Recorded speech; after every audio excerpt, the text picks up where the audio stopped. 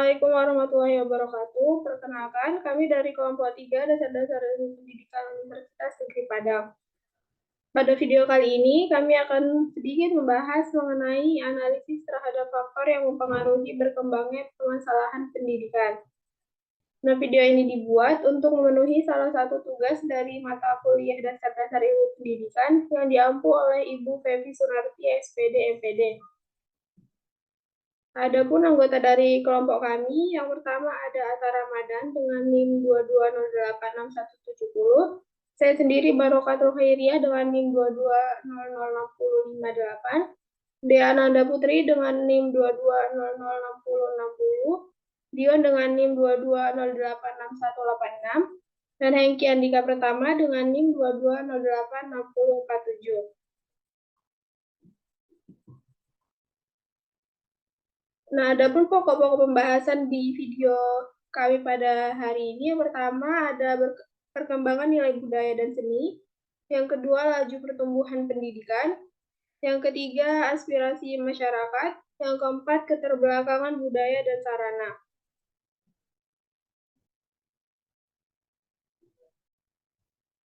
Nah, materi pertama perkembangan nilai budaya dan seni yang akan dibahas oleh Hengki Andika Pratama.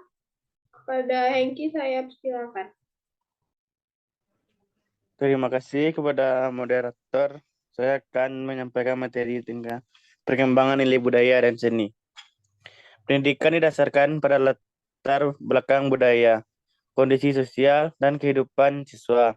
Oleh karena itu, praktik pendidikan tidak boleh mengabaikan nilai-nilai antropologis yang menjadi salah satu tonggak upaya membangun identitas siswa sebagai manusia sejati.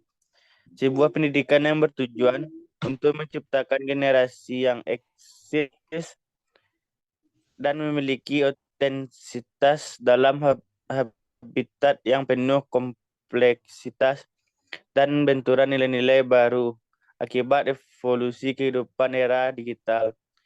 Identitas manusia muncul melalui hilangnya nilai budaya jiwa. Akibatnya, 4.444 orang kehilangan mata pencaharian dalam kehidupan bermasyarakat, berbangsa, dan bernegara. Kehilangan mata pencaharian dalam kehidupan bermasyarakat.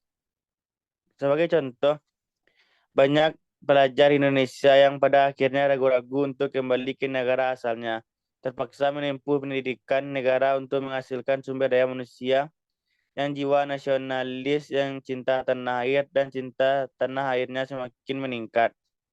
Hidup beradaptasi, berperan aktif dalam kehidupan sosial masyarakat, dan membawa perubahan positif dalam masyarakat. Pendidikan memiliki fungsi dalam konservasi serta inovasi kebudayaan. Maka dengan itu diperlukanlah sebuah rangkaian perencanaan yang sistematis dalam upaya pengembangan pendidikan yang selaras dengan kebudayaan. Peran pendidikan berlandaskan budaya fokus pada beberapa upaya esensial, yaitu 1. Melakukan langkah konservasi dan pengembangan nilai budaya bangsa. 2. Melakukan pengembangan pranata sosial agar dapat menunjang pembangunan sosial. Lalu yang terakhir, memantik gairah masyarakat supaya dapat mengembangkan inovasi dan kreativitas melalui proses pendidikan, lalu tanpa meninggalkan rasa jati diri bangsa. Istilah kebudayaan bisa dikatakan memiliki artian yang luas, sehingga membuat beragamnya penafsiran tentang kebudayaan ini sendiri. Menurut Taylor, tahun 1871 berpendapat bahwa kebudayaan adalah hal kompleks yang juga komprehensif yang mencakup keyakinan, pengetahuan moral, hukum, nilai, kesenian, dan kebiasaan yang dilakukan manusia. Menurut Kuncaningrat tahun 1961 berpendapat bahwa kebudayaan didefinisikan sebagai seluruh sistem gagasan, tindakan, dan hasil karya manusia di sebuah rangka kehidupan manusia yang dimiliki oleh manusia dengan belajar. Masih banyak penjelasan lain tentang kebudayaan, maka tidak heran jika kebudayaan dicap sebagai sistem yang luas, besar, dan menjadi penentuan semua aspek kehidupan manusia. Jika dalam arti luas, budaya mempunyai makna sebagai nilai, simbol, dan adat. Sedangkan dalam arti yang sempit, budaya itu adalah satu hal yang mempunyai muatan spiritual serta intelektual, sehingga kebudayaan dinilai sebagai sesuatu yang mulia dan adiluhung. Sekian dari saya kembalikan kepada moderator. Baik, terima kasih kepada Hengki. Selanjutnya, pembahasan mengenai laju pertumbuhan penduduk akan disampaikan oleh Atar. Kepada Atar, saya silakan. Baik, terima kasih pada moderator. Saya akan menjelaskan laju pertumbuhan penduduk. Suatu wilayah dengan pertambahan penduduk yang pesat dapat menyebabkan masalah-masalah pendidikan, pengangguran, kesenjangan sosial, dan masalah-masalah lainnya. Dengan jumlah penduduk yang besar, maka fasilitas-fasilitas sosial, pendidikan, dan pekerjaan juga ikut meningkat. Jika penduduk di suatu kota yang padat tidak terpenuhi fasilitas pendidikannya, maka akan menyebabkan penurunan tingkat pendidikan wilayah tersebut. Tingkat pendidikan yang rendah dapat menyebabkan pengangguran sehingga dampak pada tingkat perekonomian juga memburuk. Jika masalah ini terus diabaikan, maka kemerosotan negara tidak dapat dihindari. Di negara-negara yang anggaran pendidikannya paling rendah, biasanya menunjukkan angka kelahiran yang tinggi. Tidak hanya persediaan dana yang kurang, tetapi komposisi usia secara piramida pada penduduk yang berkembang dengan cepat juga berakibat bahwa rasio antara guru yang terlatih dan jumlah anak usia sekolah akan terus berkurang.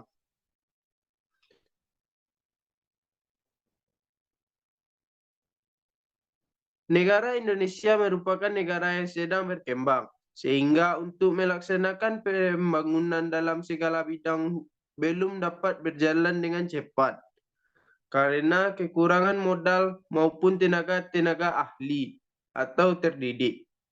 Akibatnya fasilitas secara kualitatif dan bidang pendidikan masih terbatas. Pertambahan penduduk yang cepat lepas daripada pengaruhnya terhadap kualitas dan kuantitas pendidikan, cenderung untuk menghambat perimbangan pendidikan. Kekurangan fasilitas pendidikan menghambat program persamaan dan perimbangan antara pedesaan dan kota, dan antara bagian masyarakat yang kaya dan miskin. Oleh karena itu, masyarakat dalam mencapai pendidikan yang tinggi masih sedikit sekali. Hal ini disebabkan karena 1. Tingkat kesadaran masyarakat untuk bersekolah rendah. 2. Besarnya anak usia sekolah yang tidak seimbang dengan penyediaan sarana pendidikan. 3. Pendapatan per kapita penduduk di Indonesia rendah, sehingga belum dapat memenuhi kebutuhan hidup primer dan untuk biaya sekolah. Oh, baiklah, hanya itu yang saya sampaikan. Saya kembalikan kepada moderator. Baik, terima kasih. Selanjutnya, materi yang ketiga, yaitu mengenai aspirasi masyarakat, akan disampaikan oleh Dea Ananda Putri. Kepada Dea, saya persilakan. Baik, terima kasih moderator. Di sini saya akan menjelaskan mengenai apresiasi masyarakat. Nah, kecenderungan aspirasi masyarakat semakin meningkat dari tahun ke tahun. Dari tahun ke tahun sudah terlihat masyarakat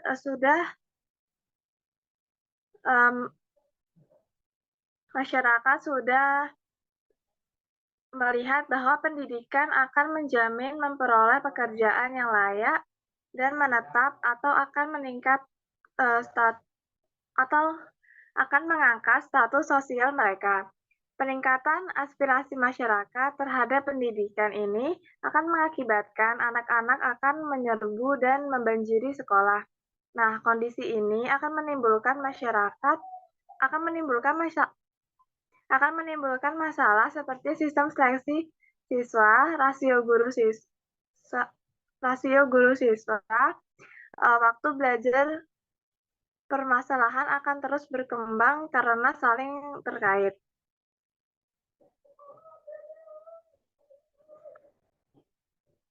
Dalam suatu lembaga pendidikan, aspirasi masyarakat sangat berpengaruh terhadap pendidikan yang sesuai dengan aspirasi masyarakat. Bila mutunya baik, maka sekolah tersebut akan dibanjiri oleh murid. Ini menimbulkan masalah baru dalam sekolah tersebut karena orang yang akan masuk tidak tertampung pada sekolah tersebut. Nah, akibatnya orang yang tidak tertampung ini masuk ke sekolah lain yang akibatnya tidak menghasilkan tamatan yang baik. Akibatnya aspirasi masyarakat yang merupakan motor menggerakkan kemajuan bangsa tidak sampai pada tempat yang diharapkan. Demikian dari saya kembalikan kepada moderator. Baik, terima kasih. Selanjutnya untuk pembahasan yang terakhir mengenai keterbelakangan budaya dan sarana akan disampaikan oleh Dion. Kepada Dion, saya persilakan. Terima kasih kepada moderator. Baiklah, saya akan membacakan keterbelakangan budaya dan sarana. Masyarakat yang umumnya berada di daerah terpencil, yang ekonominya lemah, dan kurang terdidik akan mengalami keterbelakangan budaya dan sarana kehidupan. Keadaan seperti ini sudah jelas akan menimbulkan masalah bagi pendidikan. Permasalahannya antara lain bagaimana menyadarkan mereka akan keterbelakangan atau ketinggalannya. Bagaimana cara menyediakan sarana kehidupan dengan lebih baik. Bagaimana sistem pendidik dapat menjangkau dan melibatkan mereka sehingga mereka keluar dari keterbelakangan. Keterbelakangan budaya adalah suatu istilah yang diberikan oleh sekelompok masyarakat yang menganggap dirinya sudah maju kepada masyarakat lain pendukung suatu budaya.